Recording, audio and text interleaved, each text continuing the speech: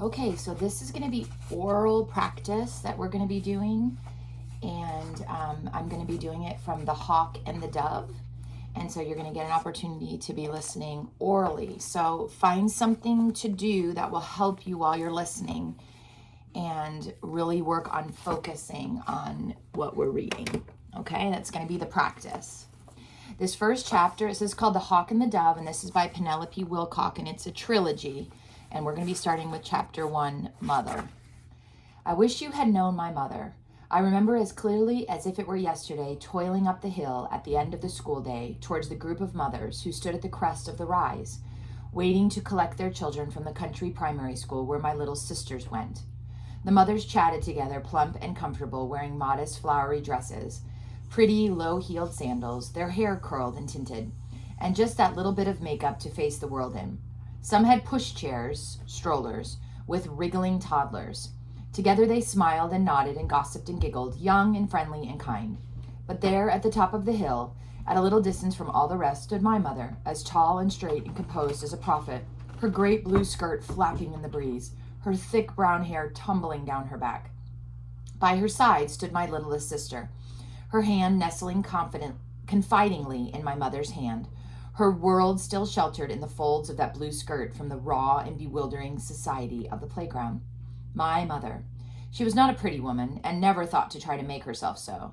She had an uncompromising chin, firm lips, a nose like a hawk's beak, and unnerving gray eyes. Eyes that went straight past the outside of you and into the middle, which meant that you could relax about the torn jersey, the undone shoelaces, the tangled hair, and the unwashed hands at dinner table. But you had to feel very uncomfortable indeed about the stolen sweets, the broken promise, and the unkind way you ran away from a little sister striving to follow you on her short legs. My mother.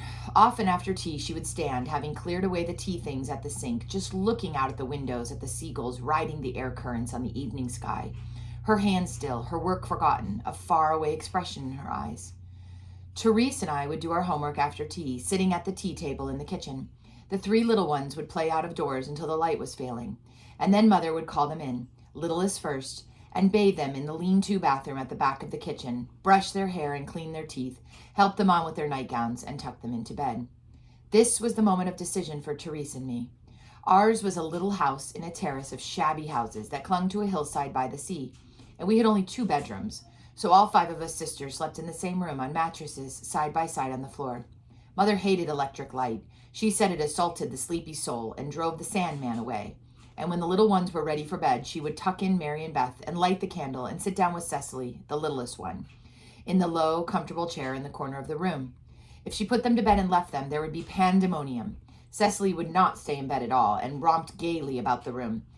And Beth and Mary would begin to argue, starting with a simple remark like, "Beth, I can't get to sleep with you sniffling," and finishing with a general commotion of crying and quarreling. So Mother resigned herself to stay with them as they fell asleep, and she sat, with the littlest one snuggled on her lap, in the room dimly glowing with candlelight, softly astir with the breathing and sighing and turning over of children settling for the night. Therese and I, at 16 and 14, had to choose between staying alone downstairs to read a book, or paint or gaze into the fire, and creeping upstairs with the little ones to sit with Mother in the candlelight and listen to her lullabies. Most often Therese stayed down, but I crept upstairs to Mother and lay on my bed, gazing at the candle as the flame dipped and rose with the draught, watching the shadows as they trembled and moved about the ceiling. And after a while, as we kept our quiet, shadowy vigil, I would whisper, "Mother, tell me a story." I was just beginning to ask questions, to search for a way of looking at things that would make sense. The easy gaiety and simple sorrows of childhood had been swallowed up and lost in a hungry emptiness, a search for meaning that nothing seemed to satisfy. At school, I was only a number, a non-person. They could answer my questions about the theory of relativity and whether it was permissible in modern English to split an infinitive. But when it came to the great, lonely yearning that was opening up inside me, they didn't seem to even want to hear the question, let alone try to answer it. I went to church every Sunday, and I listened to what they said about Jesus, and I believed it all. I really did. But was there anyone anywhere who cared about it enough to behave as if it were true? I felt disenchanted.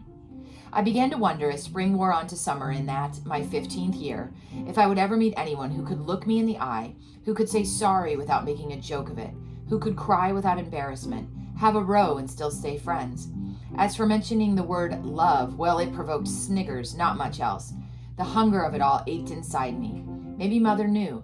Maybe she could guess what I never told her, could not even tell myself, that I was desperate for something more than smiles and jokes and surfaces, that I was beginning to wonder if it was possible to stretch out your hand in the darkness and find it grasped by another hand, not evaded, rejected, or ignored.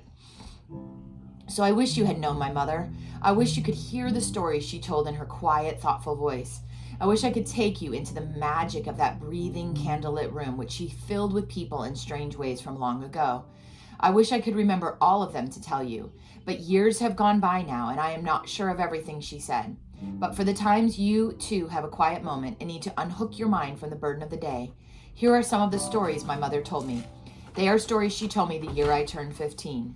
Mother said these stories were true, and I never knew her to tell a lie. But then you could never be quite sure what she meant by truth. Fact didn't always come into it. And that's the end of chapter 1.